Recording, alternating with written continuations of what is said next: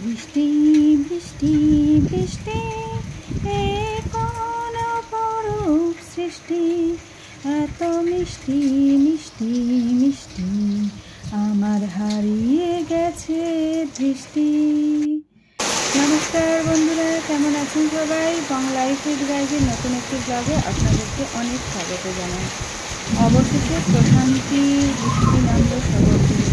এতদিনের তীব্র দাবদাহ তীব্র গরমের শেষে একটুখানি আমাদের যেন প্রাণ জুড়বে। জানি না কদিনের স্বস্তি পাওয়া যাবে। যাই হোক, যা গরম পড়েছিল তাতে আমরা সবাই নাজেহাল। তাই এই সুন্দর বৃষ্টি স্নাত সকালে এসে বসে পড়েছি আর কি। সকালের ব্রেকফাস্ট নিয়ে দেখতেই পাচ্ছেন আপনারা যে কদিন গরমে তো সেরকম কিছু খাওয়া যাচ্ছিল না, ছাতু মুড়ি বা হালকা পাতলা খাবার। আজকে যেহেতু ভালোই বৃষ্টিটা হচ্ছে তাই আমিও একটু জমিয়ে চাউমিন বানিয়ে নিয়েছি আর কি, সমস্ত কিছু সবজিপাতি দিয়ে আর বেশ শসা ঠসা পেঁয়াজ ঠেয়াজ দিয়ে ওপরে বেশ সস টস দিয়ে খেতে বসে পড়েছি। চলুন এটা খেয়ে তারপরে লাঞ্চের প্রিপারেশনে যাব। কি রান্না হচ্ছে? এটা ডিমের কারি। কি মশলা দেওয়া আছে? আলু আলু আর মশলা দেওয়া আছে পেঁয়াজ, আদা, রসুন, টমেটো, গরম মশলা ভেজে পেস্ট করে, পেঁয়াজ আদা রসুন গরম মশলা টমেটো পেস্ট করে দিয়েছি, ভেজে পেস্ট করে। এবার মশলা কষিয়ে আর নুন হলুদ দেওয়া আছে। এবার দিয়ে দেখতে হবে ডিম নুন হলুদ দিয়ে ভাজা ছিল। ঠিক আছে, দিয়ে দেন। জল দিয়ে ডিমের কারি শেষে কি গরম মশলা দেওয়াই আছে। আমি একটু ঘি দিয়ে না হয়েই যাবে। জল দিয়ে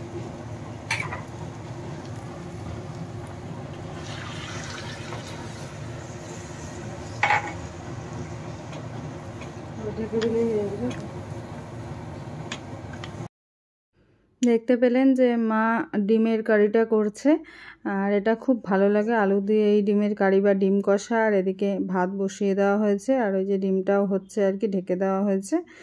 আর এদিকে বাইরে দেখুন যে যা অবস্থা, বৃষ্টি টিষ্টি কমে গেছে, আবার রোদ ঝলমলেই পরিবেশ কিন্তু আস্তে আস্তে হয়ে গেছে। যাই হোক, তবুও যতটা বৃষ্টি আর কি সকালবেলার, তাই আর কি যথেষ্ট কিন্তু স্বস্তি দিল। কি বলেন, তাই না? এদিকে ডিমের ঝোল হতে থাকুক আর ওইদিকে দেখতেই পাচ্ছেন যে মা শিলে রেখে দিয়েছে সর্ষে।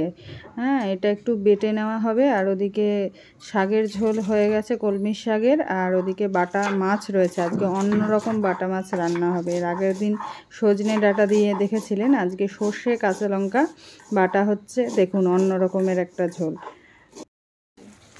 ঘি মেশানো হচ্ছে।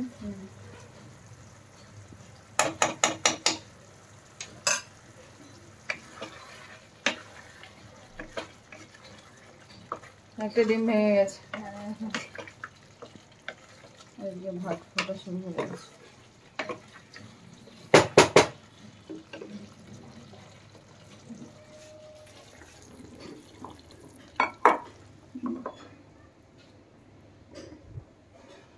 সুন্দর গন্ধ উঠেছে তো।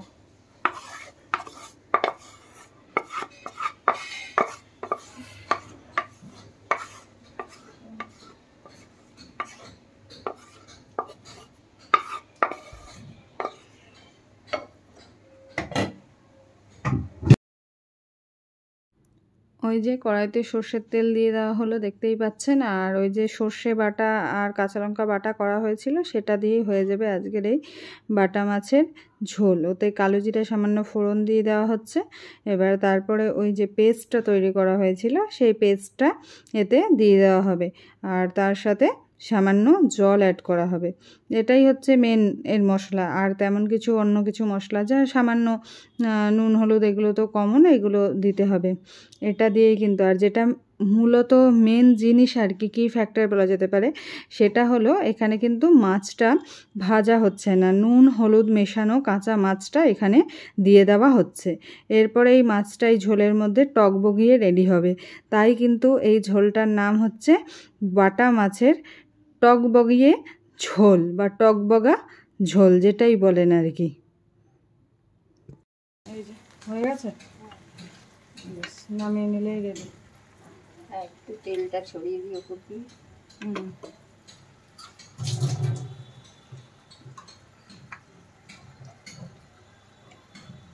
সর্ষের তেল দিয়ে দেওয়া হচ্ছে।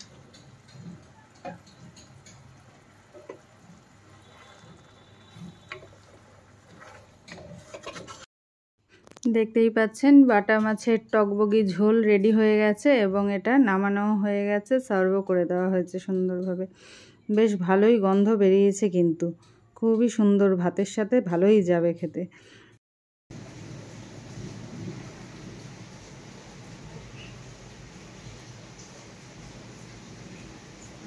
কমপ্লিট হয়ে গেছে। বাইরে প্রচণ্ড মুষলধারে বৃষ্টি শুরু হয়ে গেছে, দেখতে পাচ্ছেন? একটু আগেই দেখালাম না, আওয়াজ শুনতে পাচ্ছেন? যেদিকে বিশাল বৃষ্টি পড়ছে, এত বৃষ্টি পড়ছে, সাথে সাথে মানে বাজের আওয়াজ, এটা আরও ভীষণ লাগে, মানে আমার ভয় লাগে আর কি, যে বাজ পড়লে।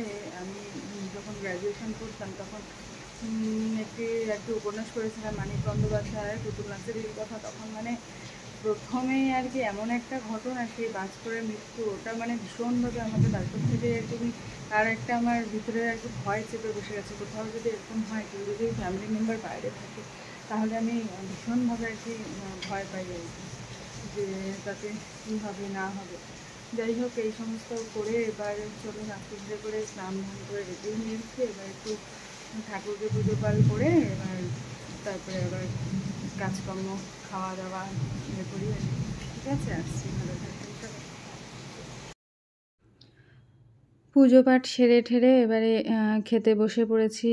দেখতেই পাচ্ছেন যে সবাই মিলে, আজকে কর্তামশাইও আছেন আর মা ওদিকে রান্নাঘরে খাবার সার্ভ করছেন, একে একে পরিবেশন করেন। মা আর কি এটা খুব ভালোবাসে আর কি, আমাদেরকে নতুন নতুন রান্না করে এবং ভালো করে সার্ভ করে আর কি খাওয়াতে। এটা শুধু আমাদের বলে না, মাকে আমি ছোটোবেলা থেকেই দেখে আসছি আর কি এই ব্যাপারটা করতে। মায়ের মানে মায়ের সঙ্গে আমরা পারবোই না, জুড়ি মেলা ভার আর কি।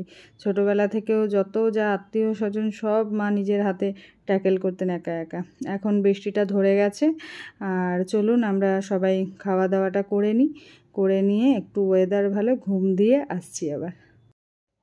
দুপুরবেলা দারুণ একটা ঘুম দিয়ে বিকেলবেলা উঠেছি, দেখছি ওয়েদারটা একদম খুব সুন্দর হয়ে গেছে আর কি, এবং সেই জন্য চা নিয়ে বসে পড়েছি। আর আজকে চাটার স্পেশাল হচ্ছে, আজকে একদম খুব ভালো করে আদা দিয়ে একটু মশলা দিয়ে দুধ চা করেছি। আমি জেনারেলি খাই না দুধ চাটা, আমি গ্রিন টি খেয়ে থাকি, কিন্তু আজকে আর লোভ সামলাতে পারলাম না। ওয়েদারটা এত সুন্দর, ভালো বৃষ্টি হয়ে না ওয়েদারটা খুব ঠান্ডা হয়ে গেছে, তাই খুব আর কি আরাম করে দুধ চাটা খাচ্ছি। চলুন এরপর একটা জিনিস বানাবো। দেখুন, আমি এদিকে দুধ চা খেতে বসে পড়েছিলাম, আবার এদিকে বৃষ্টির জন্য মাও একদম গরম গরম বেগুনি ভাজছে আর কি। আজকে সন্ধেটা জমে ক্ষীর, এদিকে বেগুনি, এদিকে দুধ চা। সবসময় গরমের জ্বালায় কিছুতেই কিছু খাওয়া যাচ্ছিল না। আজকে সত্যি বৃষ্টি কিন্তু আমাদেরকে সুন্দর একটা বেগুনি খাওয়ার পরিবেশ তৈরি করে দিল। কি বলেন? আপনাদের ওদিকে বৃষ্টি হচ্ছে কোথায় কোথায় একটু কমেন্টে জানাবেন সবাই। বললাম না যে একটা জিনিস বানাবো, এই যে দেখতে পাচ্ছেন যে সুন্দর করে একটু আটা ময়দা মিক্সড করে ময়াম দিয়ে একটু মেখে নিয়েছি। আজকে ঘিয়ের পরোটা বানাবো। এতদিন গরমে তো খাওয়া যাচ্ছিল না একদমই পরোটা ঠরোটা, সেই জন্য আজকে ওয়েদারটা যেহেতু একটুখানি অনুকূল হয়েছে, সেই জন্য আর কি কর্তামশায়ের আবদারে এটা আর কি তৈরি করছি। সুন্দর করে এটা একটু মেখে নিয়ে আবার ঢেকে রেখেছি। কিছুক্ষণ ঢেকে রাখলে জিনিসটা ভালো হয়। আর তার সাথে মাও আর কি নিজের প্রিপারেশনে লেগে পড়েছেন, একটু সবজিপাতি কেটে কুটে রাখছেন আর কি। এই যে ঝিঙে কাটা হচ্ছে, ঝিঙের একটা চচ্চড়ি বা তরকারি হবে, আর এদিকে টিভিতে হচ্ছে কুছ কুছ হোতা হ্যায়।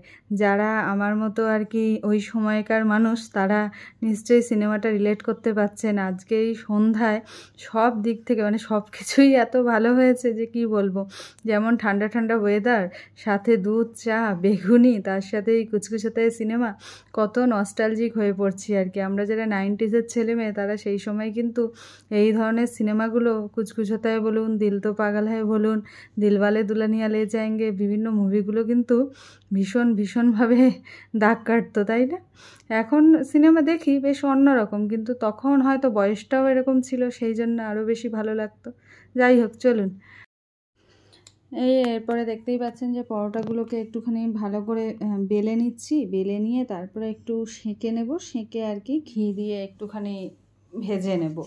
খুব বেশি ঘি ইউজ করব না, যতটা সম্ভব আর কি। আমার ভীষণ ভালো লাগে এই ঘিয়ের পরোটা, আমার কর্তামশাইয়েরও খুব প্রিয়, সেই জন্য আর কি আজকের এই সুন্দর বৃষ্টি স্নাত একটা সন্ধেবেলাতে তাই রাতের খাবার হিসেবে এটারই প্রিপারেশান চলছে। আর যেটা বলছিলাম আর কি, যে সেই সময়ের মুভিগুলো সত্যিই একটা অন্যরকম আর কি, আমাদেরকে অন্য জগতে নিয়ে চলে যেত, তাই না? কি বলেন আপনারা? যারা আমার বয়সী, আমার সঙ্গে সেই সময় যারা স্কুল কলেজে পড়েছি আমরা, তখন কিন্তু বেশ অন্যরকমই অনুভূতির জন্ম দিত আর কি এই সমস্ত সিনেমাগুলো। এখনও বারবার যেন দেখতে ইচ্ছা করে। আর আজকে যেহেতু সময় পাই না সবসময় দেখার, কিন্তু আজকে যেহেতু সময়টা একদমই অলস একটা বিকেল ছিল, তাই সুন্দরভাবে মুভিটা কিন্তু এনজয় করলাম। চলুন একে একে পরোটাগুলো এবারে সেঁকে নিই। দেখতেই পাচ্ছেন ঘি অল্প অল্প দিয়ে দিয়ে পরোটাগুলো সেঁকা হচ্ছে আর কি। এই ঘিয়ের গন্ধটা তো রান্নাঘরে পুরো ম করছে, আপনাদের সাথে যদিও আমি গন্ধটা শেয়ার করতে পারছি না, কিন্তু ভীষণ ভীষণ ভালো হয় যদি প্রপার ঘি পাওয়া যায়। গাওয়া ঘিয়ের পরোটার স্বাদ অন্যই রকম, জাস্ট মানে না খেলে এটার স্বাদ সত্যিই বোঝা যায় না। আগে আমি যতদিন খাইনি, আর যবে প্রথমবার খেয়েছি তখন তেলের পরোটা ভুলেই গেছি। দেখুন মানে পরোটাটা খুব সুন্দর মানে আর কি ফুলে উঠেছিল, আর পরোটা এই যে তুলে নিলাম, আর এত ক্রিস্পি হয় যেহেতু একটু ময়াম দেওয়া থাকে, দারুণ খেতে হয় মুচমুচে পরোটা। চলুন ডিনার টেবিলে বসে পড়েছি। ডিনার টেবিলে দেখতেই পাচ্ছেন যে খাবার দাবার, পরোটার সাথে বেগুন ভাজা হয়েছে, আর ডিমের কারিটা ছিল, আর স্যালাড। এই দিয়ে আজকের ডিনারটা কমপ্লিট করে নিই। খুব সুন্দরই আজকের কাটলো সারা দিন এবং বিকেল সন্ধে রাতটা, যেহেতু ওয়েদার খুব সুন্দর। যাই হোক, আজকের ব্লগটা তাহলে এখানেই শেষ করছি। যদি আপনাদের কিছু ভালো লেগে থাকে তাহলে প্লিজ একটা লাইক করে দেবেন, পারলে জানবেন যে কোথা থেকে আপনারা ব্লগটা দেখছেন, আর চ্যানেলের সাথে জুড়ে থাকতে চ্যানেলটিকে সাবস্ক্রাইব করবেন। ভালো থাকবেন, সুস্থ থাকবেন, দেখা হবে পরের একটি ব্লগে। নমস্কার।